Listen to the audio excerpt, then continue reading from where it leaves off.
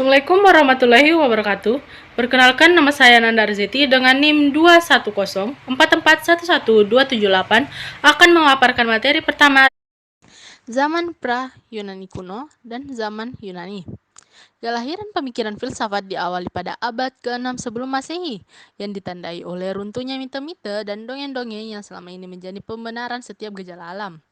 Periode Yunani kuno ini lazim disebut periode filsafat alam. Dikatakan demikian karena pada periode ini ditandai dengan munculnya para ahli pikir alam, di mana arah dan perhatian pemikiran kepada apa yang diamati sekitarnya.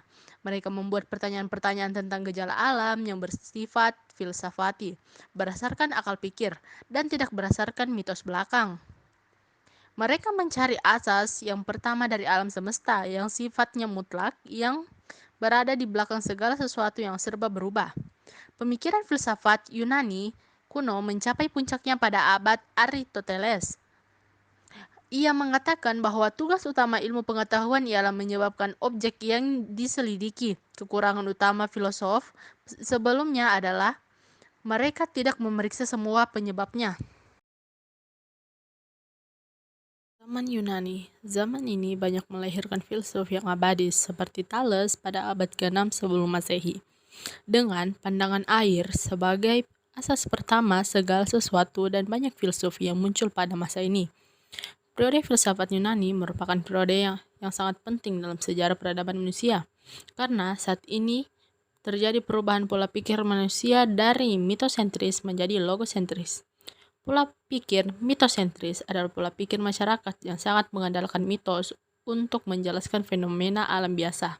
Setelah berakhirnya masa para filsuf alam, maka muncul masa transisi, yakni penelitian terhadap alam tidak menjadi fokus utama, tetapi sudah mulai menjerumus pada penyelidikan pada manusia. Tokoh utamanya adalah Protagoras, menyatakan bahwa manusia adalah ukuran kebenaran. Pertanyaan ini merupakan cikal bakal humanisme. Pertanyaan yang muncul, apakah yang dimaksud dengan manusia individual atau manusia pada umumnya?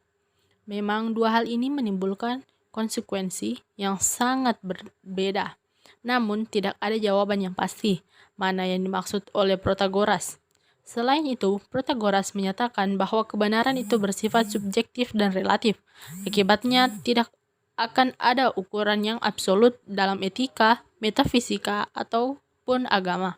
Bahkan teori matematika tidak dianggap mempunyai kebenaran yang absolut. Assalamualaikum warahmatullahi wabarakatuh. Perkenalkan, nama saya Gevanda Aksatandayu dengan NIM 211441305 akan memaparkan materi kedua. Zaman pertengahan. Secara garis besar, filsafat abad pertengahan dapat dibagi menjadi dua periode, yaitu periode skolastik Islam dan periode skolastik Kristen. Pada periode skolastik Islam, para filosof Islamlah yang pertama mengenalkan filsafatnya Aristoteles. Di antaranya adalah Ibnu Rushd. Ia mengenalkan kepada orang-orang barat yang belum mengenal filsafat Aristoteles. Para ahli pikir Islam yang lain skolastik Islam yaitu Al-Kindi, Al-Farabi, Ibnu Sina, Al-Ghazali, dan lain-lain. Mereka itulah yang memberikan sumbangan sangat besar bagi para filosof Eropa yang menganggap bahwa filsafat Aristoteles, Plato, dan Al-Quran adalah benar.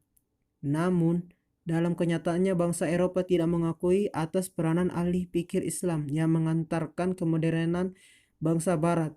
Pada masa ini skolastik Kristen, kekuasaan agama yang masih begitu berpengaruh terhadap perkembangan kehidupan filsafat, khususnya di kawasan Eropa.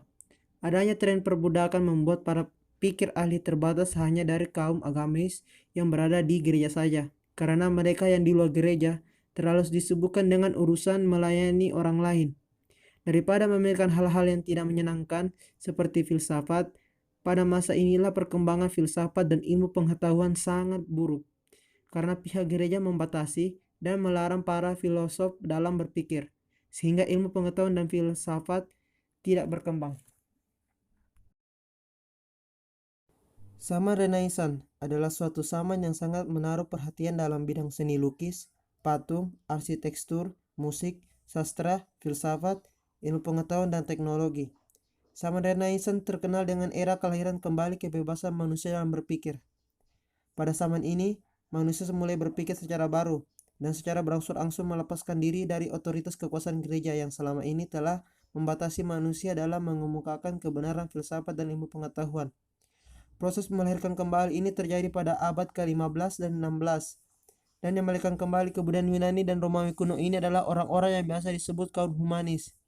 Renaissance dianggap sebagai masa peralihan dari abad pertengahan ke zaman modern. Dengan demikian, ia memiliki unsur-unsur abad pertengahan dan modern. Unsur-unsur keagamaan dan Provence, otoriter dan individualistis.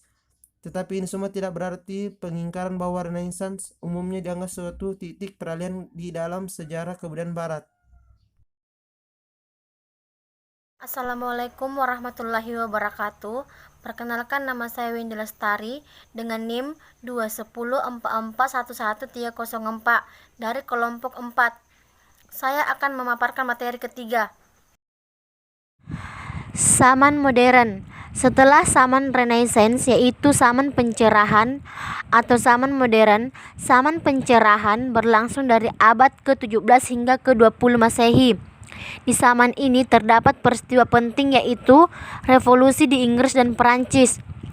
Orang-orang yang hidup di zaman ini memiliki keyakinan bahwa mereka mempunyai masa depan yang cerah dan bercahaya berkat rasio mereka sendiri. Sebelumnya, orang lebih suka berpaut pada otoritas lain di luar dirinya, seperti otoritas gereja, kitab suci, para ahli, dan negara. Oleh karena itu, semboyan zaman pencerahan adalah sapere aude atau beranilah berpikir sendiri. Dengan semboyan itu, manusia di zaman pencerahan semakin bersemangat untuk menemukan hal-hal baru. Mereka memanfaatkan akal mereka semaksimal mungkin untuk menggapai perubahan, kemajuan, pertumbuhan, pembangunan, peradaban, reformasi, bahkan revolusi. Perkenalkan, nama saya Abdan Spinsan Laroe dengan NIM 21044111307. Kelompok 4 akan memaparkan materi keempat. Zaman kontemporer, ilmu pengetahuan mengalami kemajuan sangat cepat dengan penemuan berbagai teknologi canggih. Diverifikasi, spesialisasi, ilmu serta inovasi teknologi telah mencapai teman-teman baru, beserta dengan penerapannya di bidang nuklir, kimia, bioteknologi, geoteknologi, mikroteknologi, dan antariksa. Filsafat kontemporer termasuk periode dalam sejarah filsafat barat yang dimulai pada akhir abad ke-19 yang ditandai dengan suatu proses profesionalisasi filsafat analitik dan filsafat kontinental. Filsafat analitik adalah aliran filsafat yang muncul dari kelompok filsuf yang menyebut dirinya lingkaran Wina. Filsafat analitik lingkaran Wina itu berkembang dari Jerman hingga keluar, yaitu Polandia dan Inggris. Pandangan utama mereka adalah penolakan terhadap metafisika, sedangkan lingkaran Wina sendiri yaitu suatu gerakan dalam ronde filsafat yang bertujuan mencapai suatu filsafat yang ilmiah dan menghapus proposisi-proposisi yang tidak sesuai dengan prinsip-prinsip ilmiah. Filsafat kontinental adalah julukan yang lahir untuk mempresentasikan keseluruhan tradisi kefilsafatan yang telah ditinggalkan atau tidak diperhatikan oleh tradisi filsafat analitik. Dalam zaman ini yang paling pesat ialah teknologi dan pendapat para ahli mengenai antariksa yang membuat perkembangan ilmu yang semakin bermanfaat.